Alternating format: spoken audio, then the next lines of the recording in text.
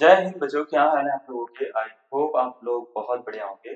Dehradun military academy में सुल्तान आपका फिर से बहुत बहुत स्वागत करता हूँ। आई होप आपका दिन काफी बढ़िया जा रहा होगा।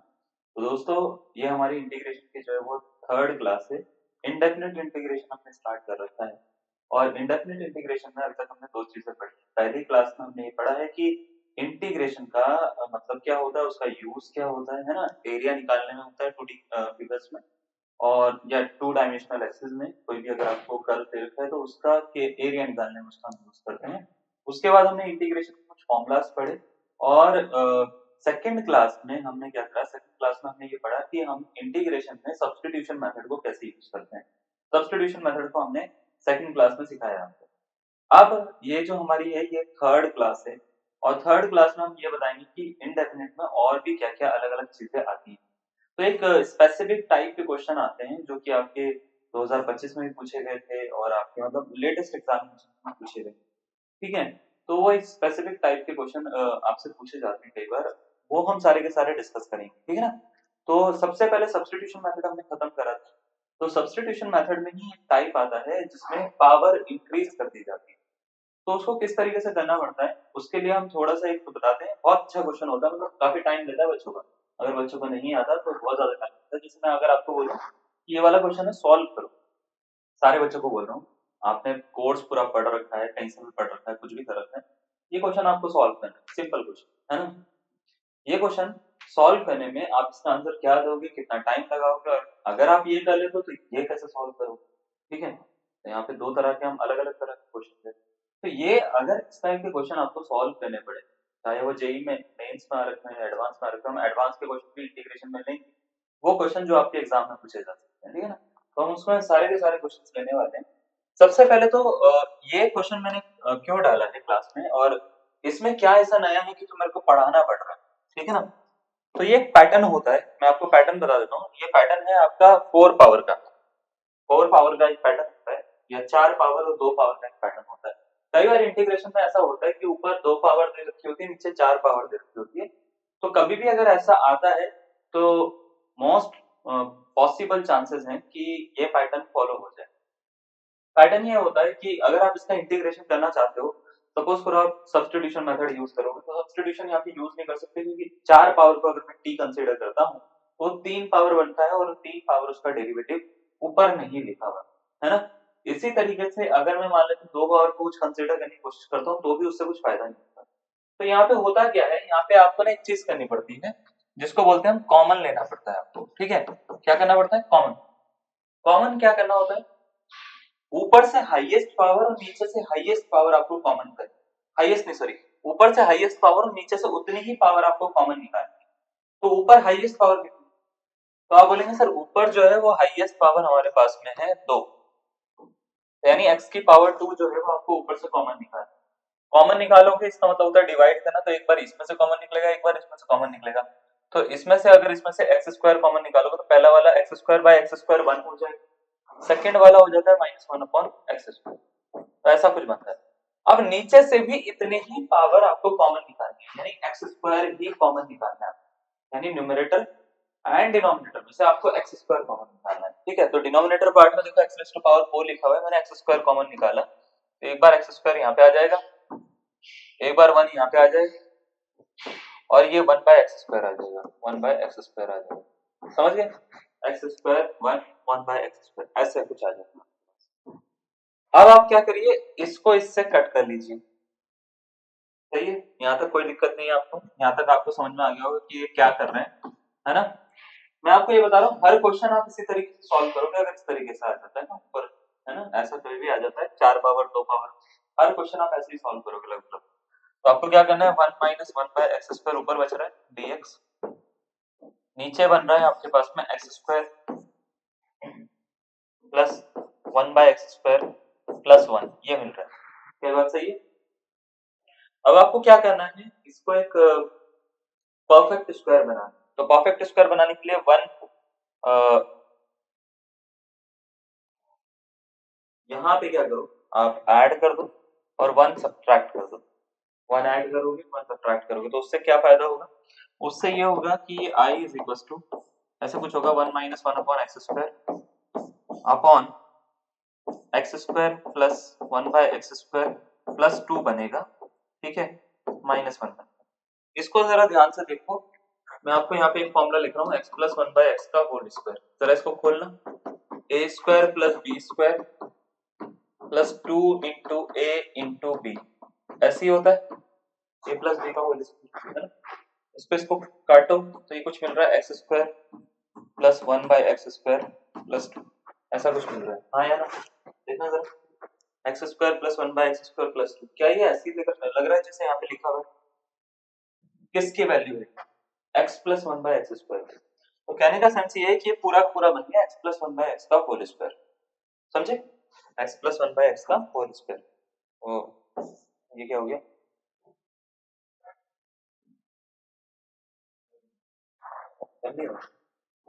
अब चल गया, ठीक है। x प्लस 1/x का होल स्क्वायर हम यहाँ पे इसको सब्स्टिट्यूट कर देंगे, तो हम यहाँ पे इसको ऐसे लिख लेते हैं, इंटीग्रेशन में 1 - 1/x² dx, नीचे है x plus 1/x whole square और -1, ठीक है। यहाँ तक कोई डाउट है? समझ में आ गया? ठीक है। अब आपको क्या करना है, x प्लस 1/x जो दिख रहा है इसको t कंसीडर करो, x plus 1/x equals to t। आपके एग्जाम में आ रखा है क्वेश्चन, एक बार आप देखिए प्रीवियस उठा के, तो आपको ये क्वेश्चन, ठीक है ना। x प्लस 1/x को t कंसीडर करो, इसका डेरिवेटिव करेंगे, x का डेरिवेटिव 1 होता है, इसका -1/x² होता है, dx बराबर होता है बच्चे किसके, dt। तो इसको सब्स्टिट्यूट करेंगे यहाँ पे, ये dt हो जाएगा पूरा, ये t हो जाएगा, ये 1 हो जाएगा, है ना। ये हो गया इंटीग्रेशन में dt अपॉन t² -1। तो एक फॉर्मूला होता है, अगर आपको पता है तो नहीं, और नहीं पता तो मैं आपको बता देता हूँ, यहाँ पे साइड में लिख देता हूँ, आप सारे फॉर्मूलाज तो आपको बताए नहीं। एक फॉर्मूला होता है integration dx upon x² minus a² का, ठीक है। ये फॉर्मूला क्या होता है, ये होता है 1/2a, फिर लॉग लगता है मॉड के अंदर, ठीक है। मॉड के अंदर सबसे पहले हम क्या करते हैं, x माइनस a यूज करते हैं, अपॉन में x प्लस a करते हैं और प्लस c कर देते हैं, हमारा आंसर आ जाता है, ठीक है।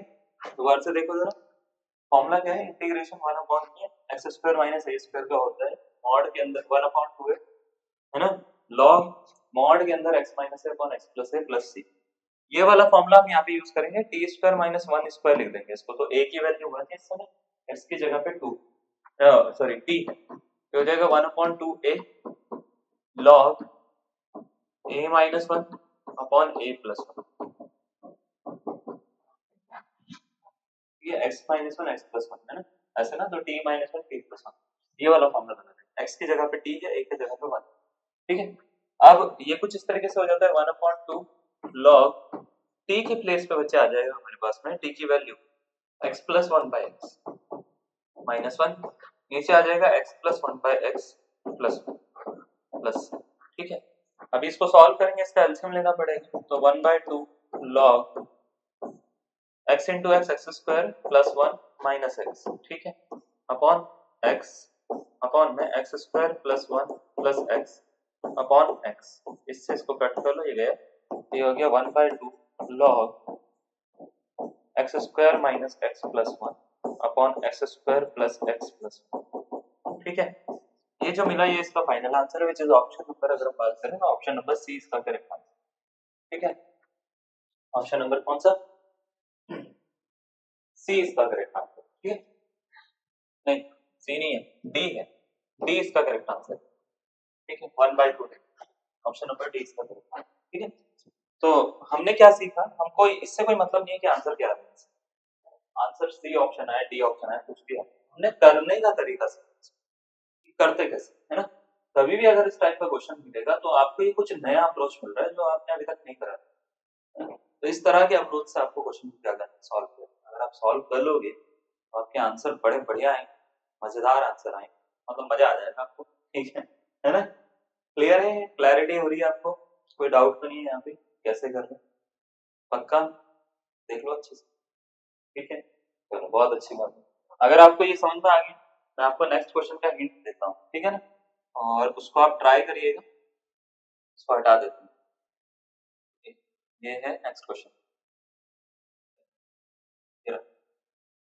क्वेश्चन में ये बोल रखा है कि जेई में पूछा गया था 2008, काफी पुराना क्वेश्चन 2008 का है। क्वेश्चन में ये बोल रखा है कि let I is equal to e raise to power x, integration में मतलब जेई में ये क्वेश्चन पूछा गया था 2008 में। क्वेश्चन में बोल रखा है कि let I is equal to e raise to power x upon e raise to power 4x plus e raise to power 2x plus 1 dx दे रखा है। j इज इक्वल टू आपको दे रखा है e raise to power minus x e raise to power minus 4x plus e raise to power minus 2x plus 1 dx। Then for an arbitrary constant c, कोई constant c है उसके लिए j minus i की value क्या होगी आपसे पूछा गया। So there are four options, ठीक है। Option number A, option number B, option number C, option number D, आपको बताना कौन सा इसका करेक्ट आंसर, ठीक है। अब कभी भी इस टाइप का क्वेश्चन आता है तो आपको कैसे करना है, अप्रोच कैसे करना है।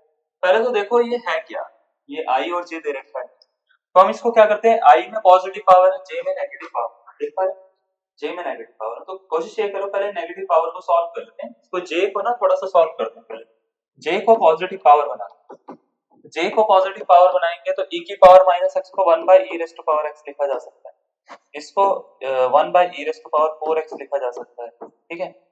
एंड इसको क्या लिखा जा सकता है, 1 by e raise to power 2x लिखा जा सकता है, इसको प्लस 1 dx। क्या बात सही है, ऐसा लिखा जा सकता है, कोई दिक्कत वाली बात। अब इसका एलसीएम ले लेंगे तो j इज इक्वल टू हमारे पास बन जाता है इंटीग्रेशन में 1 by e raise to power x upon e raise to power 4x। ऊपर क्या आ जाएगा, ऊपर आ जाएगा 1 plus e raise to power 2x plus e raise to power 4x। I hope आपका इंटीग्रेशन में इंटीग्रेशन कर रहा हूं, आपको एलसीएम लेना आता। एलसीएम अगर आपको लेना आता तो यहाँ पे 4 एलसीएम नीचे पावर में, और यहाँ पे सिंगल जाएगा, यहाँ पे 2 पावर बचेगी क्योंकि 2 यहाँ पे, और यहाँ पे टोटल 4 पावर आ, ठीक है ना। तो अब आपको क्या करना है, इसको ऊपर लेके चले जाओ। जब ऊपर लेके जाओगे तो ये पावर जो हो जाएगी माइनस, क्योंकि e raise to power x ये है, ये एक पावर से ये 4 पावर कटेगी तो 3 पावर बचेगी, तो 3x पावर बचेगी, इसको ऊपर शिफ्ट कर रहा हूं मैं, ठीक है ना। तो ये कुछ इस तरीके से हो जाएगा, j की वैल्यू जो आ रही है वो आ रही है e raise to power 3x upon e raise to power 4x plus e raise to power 2x plus 1, ठीक है। इतना मिल रहा है आपको integration. And the question is asking about the value of j minus i, है ना।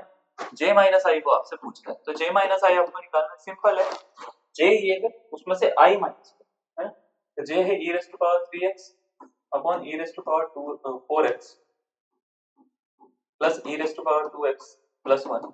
इसमें से i माइनस करना है क्योंकि बेसेस सेम है, तो जो ऊपर वाली वैल्यू है वो भी डायरेक्ट माइनस हो जाएगी, तो ये e raise to power x हो जाएगा माइनस में dx, ठीक है।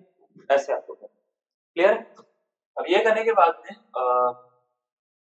अगर मान लेते हैं इसको t वगैरह ले भी लेता हूँ, कुछ फर्क नहीं पड़ता, है ना। तो मैं इसको t अभी नहीं लेता, मुझे क्या करना है, e raise to power x जो है ना यहाँ से कॉमन निकाल लेना है, 3x और e raise to power x, ठीक है। तो ये बचेगा e raise to power 2x minus 1 into e raise to power x dx upon e raise to power 4x e raise to power 2x plus 1, ठीक है। दोबारा से देखो करा क्या है, करा ये है e raise to power x को यहाँ से कॉमन निकाला है, कॉमन निकाला है तो यहाँ से और यहाँ से e raise to power x अगर कॉमन निकलेगा तो एक पावर यहाँ से डिवाइड होगी तो ये 1 बच जाएगा, यहाँ पे पूरा डिवाइड होगा एक पावर से, तो ये 2 पावर बचेगी, 3 पावर टोटल, ठीक है।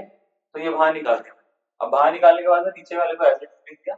अब आप क्या करिए, e raise to power x को ना कुछ एक वेरिएबल कंसीडर करिए, सपोज करिए e raise to power x जो है वो कुछ है, t है सपोज करो, थोड़ी t है। तो अगर ये t है तो ये कुछ इस तरीके से होगा, e raise to power x का डेरिवेटिव करोगे तो e raise to power x dx to dt आ जाएगा, है ना। इसका मतलब इस पूरे की जगह पे dt आ गया, है ना, dt। यहाँ पे हो गया टी स्क्वायर, यहाँ पे हो गया 1 और यहाँ पे हो गया बच्चे t raise to power 4 plus t square plus 1। क्या ये बात समझ में आई आपको? आसान था। अच्छा अब देखो कितना हलवा क्वेश्चन, ठीक है। यहाँ से टी स्क्वायर कॉमन लो तो ये हो जाएगा 1 माइनस 1 बाय टी स्क्वायर, यहाँ से क्या करो टी स्क्वायर कॉमन निकाल लो तो ये हो जाएगा t square plus 1 by t square, ठीक है, डी टी, समझे। अब देखो हलवा हलवा जलवा जलवा क्या करना है, यहाँ पे वही काम करेंगे तो लास्ट क्वेश्चन में करा था प्लस 1 माइनस 1 होल स्क्वायर बन जाएगा, टी तो कंसीडर करें, यू कंसीडर, आंसर बन जाएगा, ठीक है। तो देखो मैं करके दिखा देता हूँ आपको, 1 माइनस 1 बाई टी स्क्वायर ऐसे बनेगा, ठीक है। लास्ट क्वेश्चन को थोड़ा सा रेफरेंस लेते हैं, ये बनेगा t plus 1 by t whole square, है ना, माइनस 1 स्क्वायर करा था ना, ये लास्ट क्वेश्चन का रेफरेंस यही है ना, इसको ऐसे लिख सकता हूँ, कोई दिक्कत वाली बात नहीं है। तो ऐसे लिख सकता हूँ, तो इसको इसको कुछ नया वेरिएबल कंसीडर करूंगा, तो इसका आंसर मिलेगा 1/2 लॉग, फिर मॉड के अंदर आपको ये पूरा का पूरा t plus 1/t minus 1 upon t plus 1/t plus 1 मिलेगा, जिसको t की वैल्यू रखने के बाद में अगर मैं सॉल्व करूंगा तो फाइनल आंसर जो मेरे को मिलेगा वो मिलेगा 1/2, यहाँ पे लिख देता हूँ, जगह नहीं है पास में, ठीक है, 1/2 लॉग, ठीक है, टी स्क्वायर मतलब e की पावर 2x, है ना, फिर plus 1 minus e raise to power x upon e raise to power 2x plus 1 plus e raise to power x। ऐसा कुछ आंसर देखने को मिलना चाहिए। इस ऑप्शन नंबर अगर बात करें बी, तो बी इसका करेक्ट आंसर होगा। खाली वैल्यूज रखनी, वैल्यू उठा के रखोगे तो आपका आंसर बन जाएगा। हल हुआ क्वेश्चन है, ठीक है। तो हमने इसलिए आपको पहले बेसिक क्वेश्चन समझाया, उसके बाद इस क्वेश्चन पे आएंगे तो आपको समझ में आ गया होगा। क्लियर है ना? तो ऐसे कभी भी क्वेश्चन आएंगे तो आपको इस तरीके से अप्रोच करना है, अप्रोच करोगे बढ़िया आंसर निकलेगा बिल्कुल। और इसमें पैटर्न फॉलो होता है, अगर आपने नोटिस करा हो, है ना, तो पैटर्न अगर आप फॉलो करेंगे तो आपका आंसर बन जाएगा, कोई दिक्कत नहीं होगी। ऑप्शन नंबर सी है, वैसे इसका बी नहीं, सी है, ठीक है। ऑप्शन नंबर सी इसका क्या हो जाएगा, करेक्ट आंसर। पैटर्न फॉलो करने के ऊपर बात है, आप पैटर्न फॉलो करोगे तो एक आंसर निकल के आ जाएगा। बात समझ में आ रही है? गुड, बहुत ही अच्छी बात है। चलो इसको नोट करो, नेक्स्ट क्वेश्चन पे आएंगे।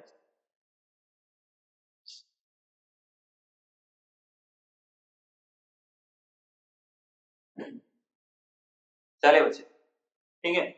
अब हम क्या करते हैं कि कुछ टाइप्स के ऊपर बात कर लेते हैं आपके ना, है ना। एक टाइप आता है इंटीग्रेशन में ही, ये फॉर्मूला बेस्ड है, ठीक है, बहुत आसान होता है, मतलब बहुत ही ज्यादा आसान होता है। आपको समझाता हूँ।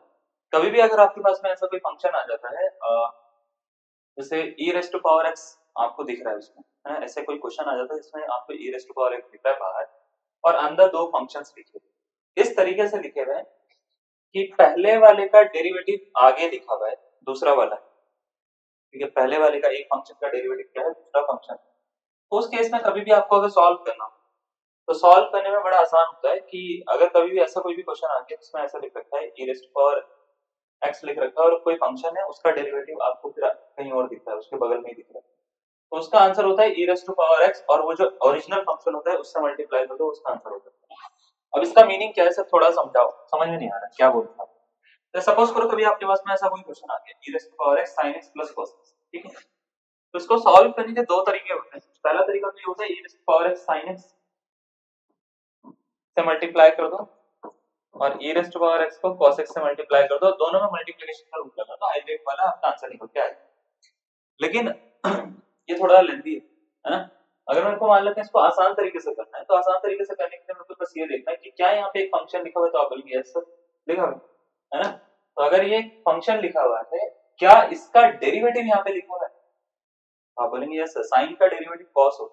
तो कभी भी अगर ऐसा होता है कि कोई फंक्शन है और उसका डेरिवेटिव उसके बगल में लिखा हुआ है, तो इसका answer e raise to power x और ओरिजिनल फंक्शन के बराबर होता है। यानी इसका मतलब क्या है, इसका आंसर क्या होगा, e raise to power x sin x के इक्वल हो जाएगा। सिंपल सा होता है, बस आपको ये चेक करना होता है इसका डेरिवेटिव यहाँ पे लिखा हुआ है, ठीक है। तो ऑप्शन नंबर बात करें तो ए इसका करेक्ट आंसर है। ये क्या हो गया, ठीक है, ये इसका करेक्ट आंसर है, ठीक है। तो ये रहा, ये रहा, ठीक है, ए इसका करेक्ट आंसर है। अब आप बोलेंगे सर समझ में नहीं आ रहा है, मुझे पता है ना तुम्हारे को समझ में नहीं आ रहा है। देखो अभी सपोज करो ऐसे है, integration e raise to power x है sec स्क्वायर x है tan x dx, आपसे बोला जाता है इसका आंसर बताओ। तो कभी भी अगर e raise to power x बाहर दिख रहा है और दो फंक्शन अंदर लिख रहा है, तो आपको बस ये चेक करना है कि किसका डेरिवेटिव कौन सा है, ओरिजिनल फंक्शन क्या है और उसका डेरिवेटिव कौन सा है, ठीक है। तो मुझे आपसे ये पूछना है sec स्क्वायर x का डेरिवेटिव tan x होता है या tan x का डेरिवेटिव sec स्क्वायर x होता है, क्या होता है। डेरिवेटिव पढ़ रखा है ना, तभी इंटीग्रेशन पे आए हो ना। tan x का डेरिवेटिव क्या होता है बच्चे, sec स्क्वायर x होता है। तो आपको बस ये देखना है कि ओरिजिनल फंक्शन कौन सा है, ठीक है। तो इसका आंसर कभी भी इस तरीके से आएगा, e raise to power x fx और f डैश x होगा, तो इसका आंसर होता है e raise to power x fx plus c के बराबर होता है, ठीक है। तो e raise to power x ये है ओरिजिनल फंक्शन, इसका डेरिवेटिव होता है sec स्क्वायर x, ये है डेरिवेटिव। तो इसका आंसर क्या होगा, तो आप बोलेंगे sir e raise to power x fx यानी tan x इसका आंसर हो जाएगा, समझे, पक्का। एक बार और देखते हैं, सपोज करो मैंने आपको ये बोला integration e raise to power x, है ना, cot x minus cosec square x, ठीक है, dx। मैंने बोला बताओ इसका आंसर क्या होगा। आपको ये देखना ई रेस टू पावर एक्स बाहर लिखा हुआ दिख रहा है, दिख रहा है या नहीं दिख रहा है? बिल्कुल दिख रहा है। तो इसमें ये वाला फॉर्मूला लग जाएगा fx और f डैश x वाला।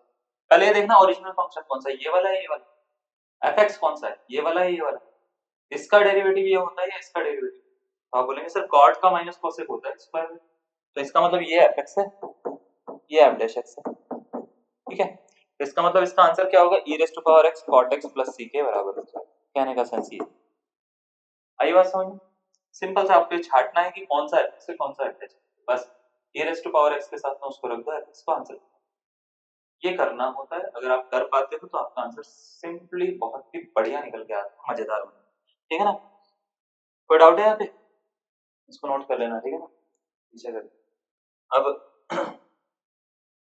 इसमें ना एक वैरायटी ऑफ क्वेश्चन बनता है हमारे पास, कई बार अलग अलग तरह के क्वेश्चन आते हैं। जैसे एक क्वेश्चन ये है integration of e raise to power x 1 plus tan square x plus tan x, ठीक है, dx। आपसे बोला जाता है इसको सॉल्व कर दो, इसका आंसर क्या है, इसको सॉल्व करके बताओ इसका आंसर क्या आ रहा है। चार ऑप्शन आपको दे दिए जाते हैं ए बी सी डी, ठीक है। सपोज करो ऑप्शन नंबर ए है sec square x plus c e raise to power x के साथ में, बी ऑप्शन डाल दिया e raise to power x tan x, है ना, सी ऑप्शन डाल दिया e raise to power x cot x, D option डाल दिया e raise to power x sin x plus सी, ठीक है। तो ऐसे चार ऑप्शन मैंने डाल दिए, ठीक है। आपसे पूछा गया है कि इसका करेक्ट आंसर क्या होगा, ठीक है। Option number A, option number B, option number C, option number D, ये चार में से एक करेक्ट इसका आंसर है, ठीक है। अब देखो मैंने आपको जो फॉर्मूला बताया है ना, उस फॉर्मूले में दो ही फंक्शन है, यहाँ पे तीन तीन नंबर्स दिख रहे हैं या तीन चीजें दिख रही हैं। उस फॉर्मूले में सिर्फ दो ही फंक्शन है, एक fx है, एक f डैश x। तो अगर तीन है तो क्या आप तीन को दो में कन्वर्ट कर सकते हो, सबसे पहले तो ये देखो कर सकते हो या नहीं कर सकते। तो आप बोलेंगे सर कर सकते हैं, कोई दिक्कत वाली बात नहीं है। हम चाहें तो 1 प्लस टेन स्क्वायर थीटा का एक फॉर्मूला होता है, 1 प्लस टेन स्क्वायर थीटा जो होता है ये सेक स्क्वायर थीटा के बराबर होता है, ये पढ़ा है आपने, 1 plus tan square theta is equal to sec square theta. तो हम यहाँ पे क्या करेंगे, इसको ना e raise to power x, ये जो इंटीग्रेशन है इसको 1 प्लस टेन स्क्वायर x को सेक स्क्वायर x लिखेंगे, फिर यहाँ पे tan x लिखा हुआ दिख रहा है और dx तो है, ठीक है। अब आपको ये देखना है दो फंक्शन में कन्वर्ट हो चुका है, कौन सा किसका डेरिवेटिव, पहला वाला दूसरे का, दूसरा वाला पहले, कौन किसका डेरिवेटिव। तो आप बोलेंगे ये तो ओरिजिनल फंक्शन है सर, ये इसका डेरिवेटिव है ना। अगर ऐसा है तो इसका आंसर होगा e raise to power x fx यानी tan x प्लस c, इसका आंसर हो जाएगा और ये फाइनल आंसर है, बस हो गया खत्म, समझ गए। तो ऑप्शन नंबर कौन सा, ऑप्शन नंबर बी इसका क्या हो जाएगा, करेक्ट आंसर हो जाएगा। और इसी तरीके से आपको क्या करना है, क्वेश्चन को निपटा देना है, ठीक है, हलवा क्वेश्चन। अब इसमें ये नहीं है कि सिर्फ इतना ही आता है ना, इसमें तीन फॉर्मूलाज हैं टोटल, तीन या चार फॉर्मूलाज हैं, ठीक है, जो अलग अलग वैरायटी में घुमा फिरा के आते हैं, ठीक है। तो मैं आपको बताता हूँ सारे के सारे पहले तो फॉर्मूलाज जो आपको बुक में नहीं मिलेंगे, तो मैं आपको ये राय दूंगा, मेरी एडवाइस रहेगी, जो मैं फॉर्मूलाज बता रहा हूँ या मैं जो चीजें बता रहा हूँ उसको एक साइड में कभी नोट कर लेना, ठीक है ना, आपके बड़े काम आएंगे, ठीक है, क्लियर। तो आपकी बुक में नहीं है वो, चाहे आप कोई सी बुक पढ़ रहे हो, चाहे वो दिशा की पढ़ रहे हो, चाहे वो अरिहंत की पढ़ रहे हो, चाहे कोई अपनी बुक पढ़ रहे हो, तो ये किसी एकेडमी की पढ़ रहे हो, है ना। तो हर बुक में नहीं होता, कुछ कुछ बुक्स में होता है, कुछ कुछ बुक्स में इंक्लूड कर रखा होगा, ये भी नहीं कर रहा हूँ किसी भी बुक में, ठीक है, कुछ कुछ बुक्स में इंक्लूड कर रखा है, कुछ में नहीं। तो आपको फोकस करना है, जो भी क्वेश्चन करवा रहा हूँ उसको नोट जरूर कर लेना उसके फॉर्मूले के साथ में, ठीक है ना।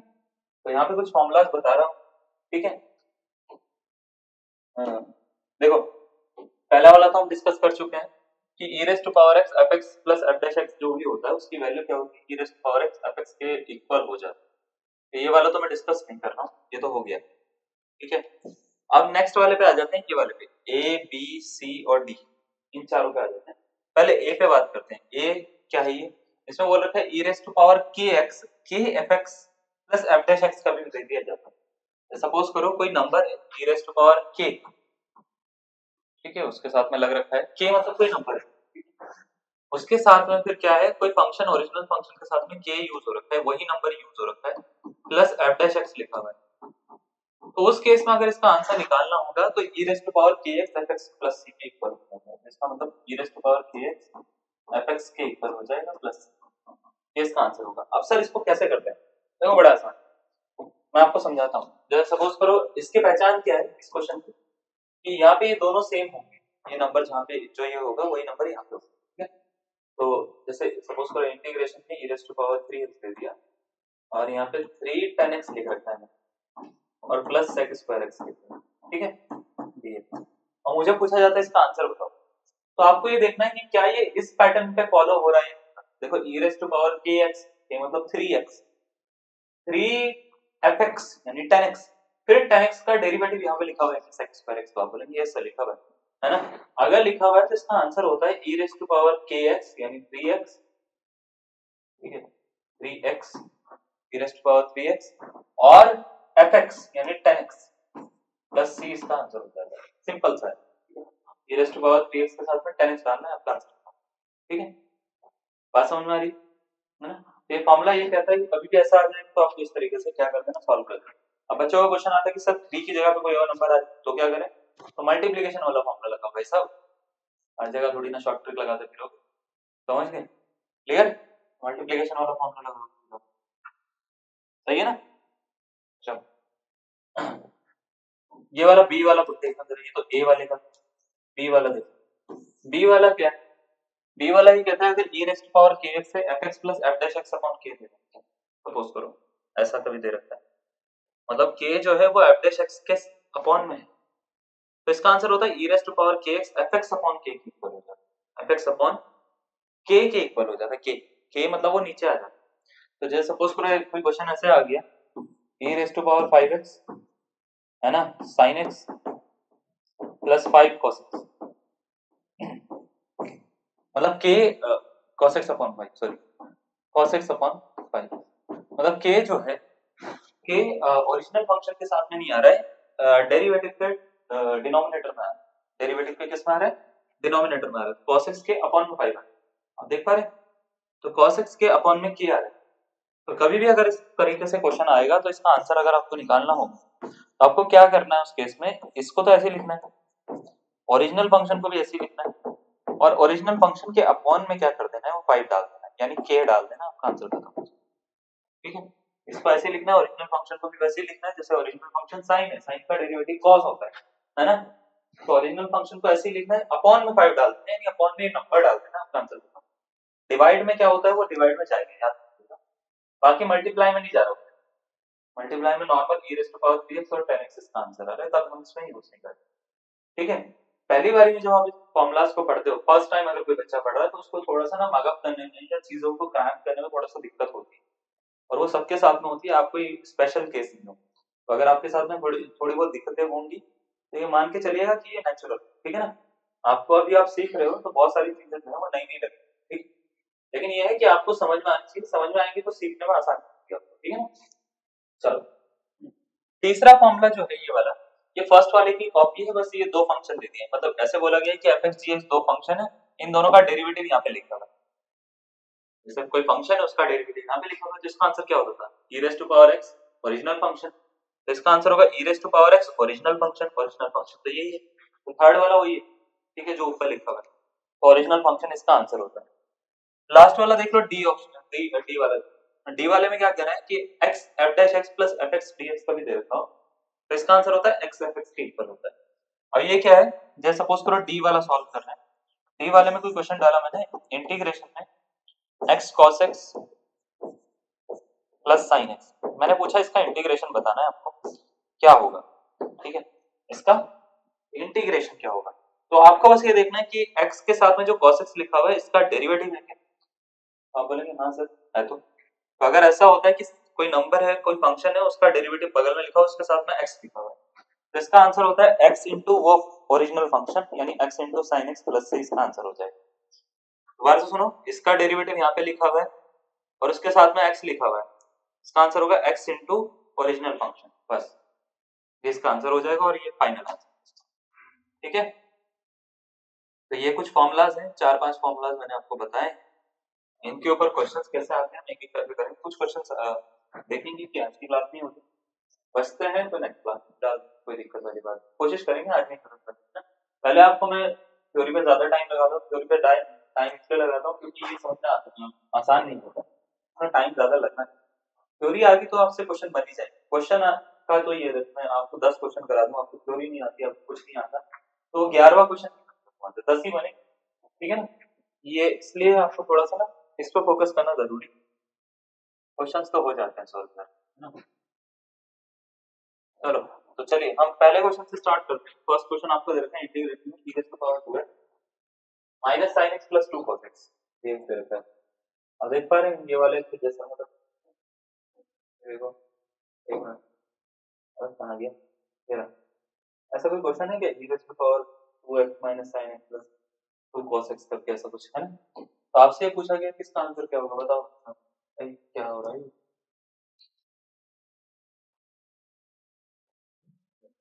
ठीक है, इसका आंसर क्या होगा आपसे पूछा गया। पहला option e raise to power 2x sin x, e raise to power 2x minus का दे रखा है sin x, माइनस का e raise to power 2x cos x दे रखा है, e raise to power 2x cos x। चार option में से एक इसका करेक्ट आंसर आपको बताना है कौन सा इसका करेक्ट आंसर। तो पहले तो आपको ये देखना है कि ये वाला फॉर्मूला तो फॉलो नहीं कर रहा, देखना जरा, e raise to power kx kfx plus f dash x,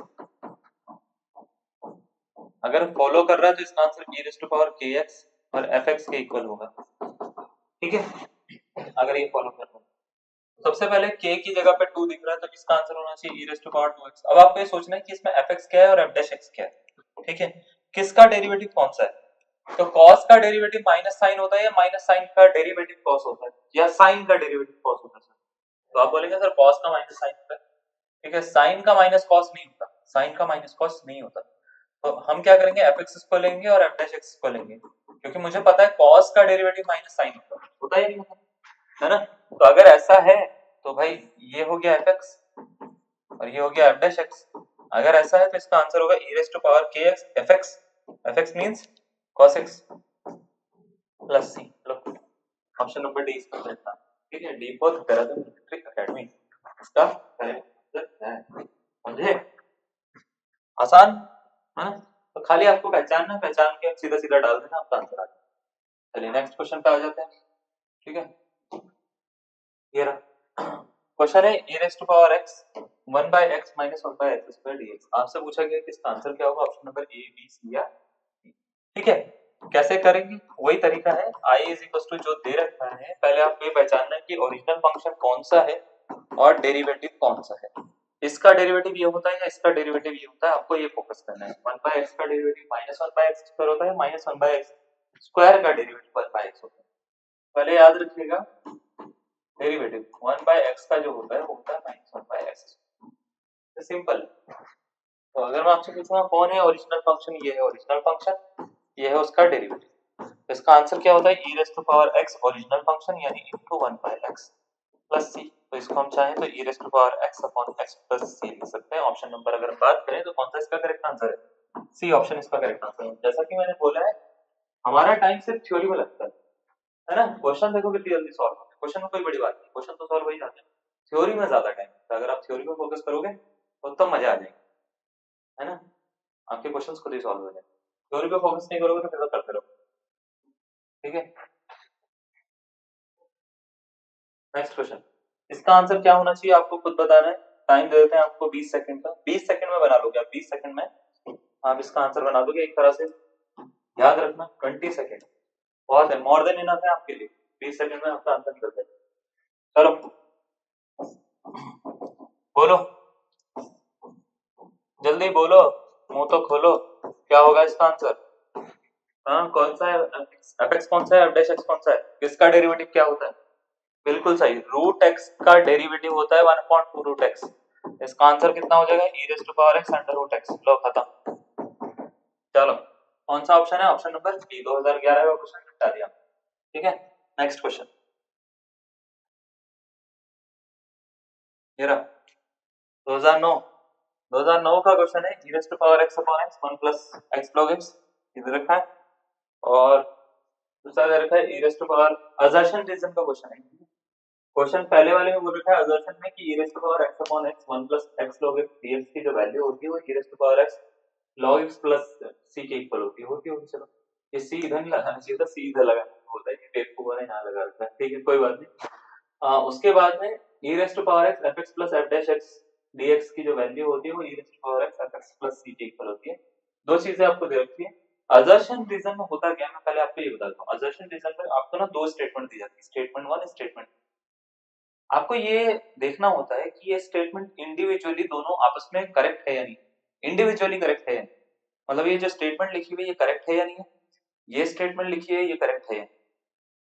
उसके बाद ये देखना होता है कि जो असर्शन यानी जो पहली स्टेटमेंट है क्या उसका रीजन है क्या, ये मतलब इसी की वजह से ये स्टेटमेंट बनी है क्या, या ट्रू या फॉल्स है। तो आपको अगर ये दिखता है कि इसी की वजह से बनी है तो ये पहला वाला ऑप्शन इसका करेक्ट आंसर हो जाता है कि दोनों स्टेटमेंट करेक्ट है और उसकी करेक्ट एक्सप्लेनेशन रीजन दे रहा है।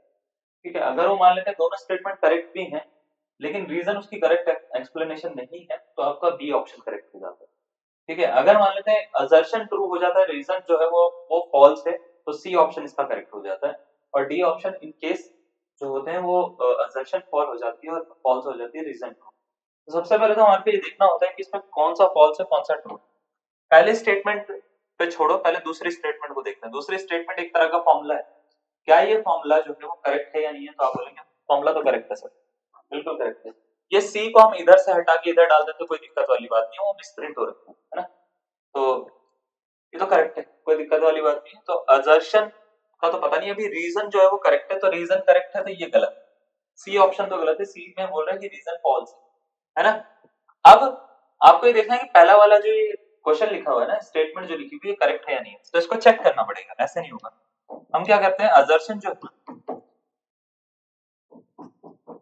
इसमें ये दे रखा है e raise to power x upon x 1 plus x log x dx, ये दे रखा है, ठीक है। और बोला गया इसका answer e raise to power x log x आता है। चेक करके पता लगेगा, x को अंदर पहुंचा दो, तो e raise to power x को इससे डिवाइड करोगे तो 1 बाय x हो जाता है, x को इससे डिवाइड करोगे तो plus x log x by x हो जाए, ठीक है dx। इससे इसको काट दो, समझे। चलो i की तो वैल्यू ही है, i इज इक्वल टू आ गया integration e raise to power x और log x plus 1 by x। मुझे पता है ये fx से इसका डेरिवेटिव ये होता है log x होता है, का log x का डेरिवेटिव 1 बाय x होता है, तो इसका आंसर होगा e raise to power x log x plus c, जो कि राइट हैंड साइड के इक्वल है ना, यानी असर्शन भी ट्रू है, ठीक है। असर्शन भी क्या है, करेक्ट है, यानी ये वाली स्टेटमेंट भी करेक्ट है, ये वाली स्टेटमेंट भी करेक्ट है। तो एक मैं बोल रहा हूं कि रीजन फॉर असर्शन फॉल्स भी तो गलत होगा, ये वाला ऑप्शन भी गलत है। अब आपको ये बताना है कि क्या ये जो स्टेटमेंट का जो मैंने आंसर लिखा है ये इसी रीजन की वजह से ये आंसर करेक्ट है क्या, मतलब इसी फॉर्मूले की वजह से ये आंसर निकला है क्या। हाँ बोलेंगे यस सर, इसी फॉर्मूले की वजह से निकला है। तो इसका मतलब दोनों स्टेटमेंट करेक्ट है और जो सेकंड स्टेटमेंट है वो करेक्ट एक्सप्लेनेशन है फर्स्ट वाली, सेकंड स्टेटमेंट की वजह से ही आंसर निकला है फर्स्ट वाला। तो इसका मतलब ऑप्शन नंबर ए करेक्ट है, ऑप्शन नंबर बी भी इनकरेक्ट है। इस तरीके से आपको इसको सॉल्व करना होता है, समझे इस बात, है ना। तो ये होता है असर्शन रीजन का पार्ट, 2009 में आया था, कभी भी आता है तो आपको इस तरीके से असर्शन रीजन की क्वेश्चन करना है, ठीक है ना। चलिए अब आपके जो क्वेश्चन आते हैं जनरली स्टेटमेंट बेस्ड क्वेश्चन ही आते हैं, आपको सबको जो है इसी तरीके से सॉल्व करना पड़ेगा। पहले हम ये वाला क्वेश्चन करना चाह रहे हैं, इसको तो मैं अभी करवा रहा हूँ। पहले हम ये वाला क्वेश्चन करना चाह रहे हैं, 2025 में आया था क्वेश्चन ना, ठीक है, सेकंड अटेम्प्ट। क्योंकि ये क्वेश्चन आसान है इसलिए मैं पहले इसको करवा रहा हूँ, सिंपल सी बात है ना। मुझे आसान लग रहा है, आपका पता नहीं, ठीक है। क्वेश्चन में बोल रखा है कि एक दो हमारे पास में फंक्शन है, एक है u और एक है v, ठीक है। u है आपका integration of e raise to power x cos x dx and v है आपका integration of e raise to power x sin x dx। ये है u, ये है, ठीक है। दो फंक्शंस है हमारे पास में u और v। अब आपसे ये बोला गया है कि what is u plus u और v को ऐड करके क्या आता है। चार ऑप्शन आपको दे रखे हैं, आपसे पूछा गया है कौन सा इसका करेक्ट आंसर होगा, option number A B C या डी, ठीक है। तो हमको क्या करना है, पहले तो u और v को ऐड कर लेते हैं। u प्लस v होता कितना है, तो आप बोलेंगे sir e raise to power x cos x को sin x के साथ में ऐड करना चाहिए सर, है ना। कॉमन आ रहा है कुछ, yes, e raise to power x, e raise to power x common है तो ये हो गया cos x plus sin x, समझे। अब आपको ये देखना है किसका डेरिवेटिव कौन सा वाला, है ना।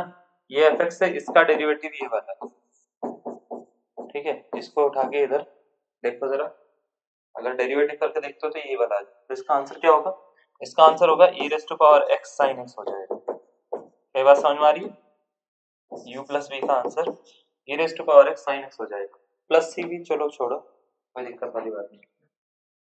अब आपको ये देखना है कि चारों ऑप्शन में से उसका कौन सा करेक्ट आंसर। तो देखो, अगर मैं क्या करता हूँ, v जो दे रखा है हमारे को e raise to power x sin x, इसका डेरिवेटिव कर लेता हूँ first time, dv upon dx आएगा, डेरिवेटिव से इंटीग्रेशन, इसका answer e raise to power x sin x, तो इसका आंसर dv अपॉन dx के इक्वल आना चाहिए। ऑप्शन नंबर कौन सा है?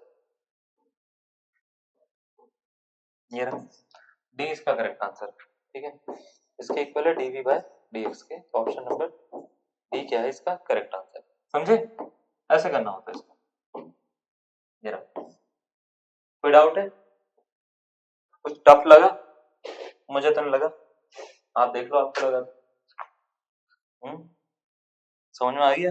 अच्छा, चलो बढ़िया, ठीक है, इसको नोट करो।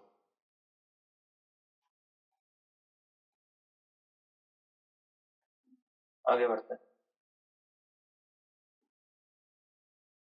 अभी एक क्वेश्चन मैंने छोड़ा, ये वाला, इसको जरा देखते हैं। इसको क्यों छोड़ा, इसमें थोड़ा सा अलग मैं आपको चीज बताना चाहता हूँ, उसके बाद ये क्वेश्चन सॉल्व हो। देखो, कभी भी ऐसे कोई क्वेश्चन आ जाता है जिसमें आपको दो फंक्शन प्लस या माइनस में नहीं देते, फॉर्मूला हमारे पास में जनरली जो मैंने आपको लिखवाया वो F X plus F dash x ऐसे करके लिखवाया मैंने आपको, और मैंने बोला कि कभी भी अगर ऐसा फॉर्मूला आ जाए e raise to power x F X plus F dash X dx, तो इसकी value e raise to power x F x के इक्वल होगी, और ये हमने बताया था आपको, e raise to power x F x के इक्वल होगी, ये बोला है ना।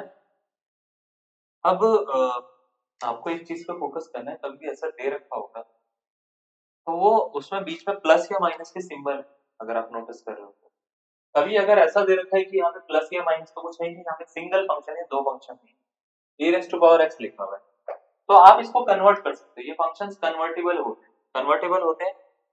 अगर कभी भी ऐसा कोई भी क्वेश्चन आ जाता है, जैसे सपोज करो i is equal to i मतलब integration equals to x e raise to power x upon x plus 1 whole square, और मुझे इसको सॉल्व करना है, तो मैं इसको ना दो फंक्शन में ब्रेक कर सकता हूँ। कभी भी डिवाइड में आता है दो फंक्शन में ब्रेक हो जाता है। वो कैसे होता है, आपको नीचे वाले के जैसा ऊपर वाले को बनाना होता है।